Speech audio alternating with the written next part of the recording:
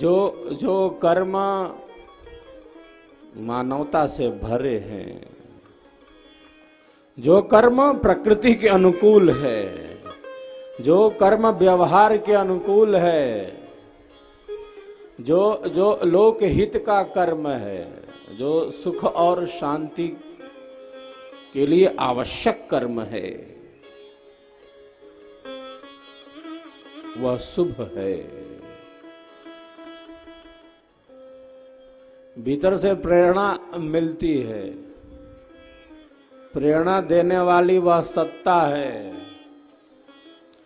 हम जब भी किसी कर्म में संलग्न होते हैं तो भीतर से आवाज आएगी, अच्छा है, बुरा है, बढ़िया है, खराब है, और भीतर से संकेत देने वाला देता है,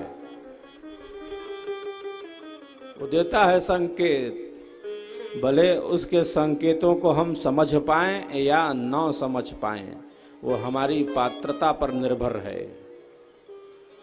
बहुत से व्यक्ति कहते हैं कि जब सब कुछ ईश्वर की इच्छा से होता है, ईश्वर के इच्छा के बिना एक पत्ता भी नहीं हिलता, तो क्या जो दुख है, जो पाप है, जो निंदित कर्म है, जो अशुभ है, जो कष्टकारी है, वो भी ईश्वर की इच्छा से हो रहा है। ईश्वर की इच्छा के बिना तो कुछ होता नहीं, एक पत्ता भी नहीं हिलता। तो क्या ये पाप, ये अशुभ, ये निंदित, ये अनुचित कर्म, ये दुख और ये अशांति, ये इसके मूल में भी ईश्वरी इच्छा है। ईश्वर की इच्छा से यह होता है। ईश्वर प्रेरणा देता है, वो हमारी आत्मा के अंदर अंतरात्मा रूप से स्थित है।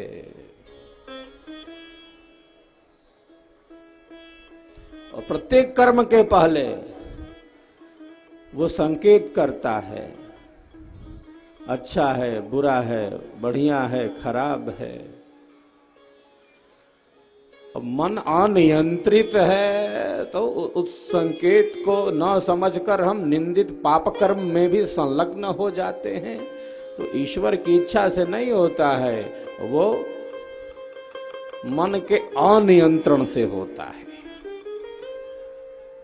वो हमारे मन के अनियंत्रण से होता है, हमारे मन के असंयम से होता है, वो हमारे अंतःकरण की अशुद्धि से होता है। वो ईश्वरी इच्छा से नहीं होता है, वो हमारी दुर्बलताओं से होता है, हमारी अज्ञानता से होता है, हमारे अंधेरे से होता है, हमारी जड़ता से होता है। वो ईश्वरी इच्छा से नहीं होता है। प्रतिपल कर्म कर रहे हैं। बहुत से व्यक्ति कहते हैं, पूछते हैं कि धर्म क्या है, धर्म क्या है। इसका स्वरूप तो बहुत बड़ा है, व्यापक है। कम शब्दों में कैसे समझें धर्म क्या है। मैं बराबर कहता रहता हूं, निरंतर प्रचार प्रसार में,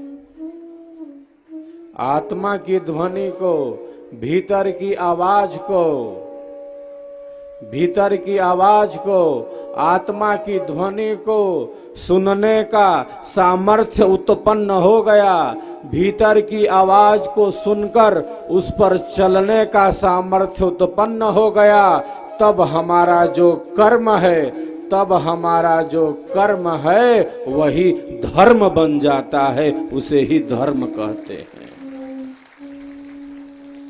धर्म और इससे भिन्न कुछ नहीं है। धर्म क्या है? धर्म है आत्मा की ध्वनि, धर्म है भीतर की आवाज। और इस आवाज को सुनकर, इस संदेश और इस संकेत को पकड़कर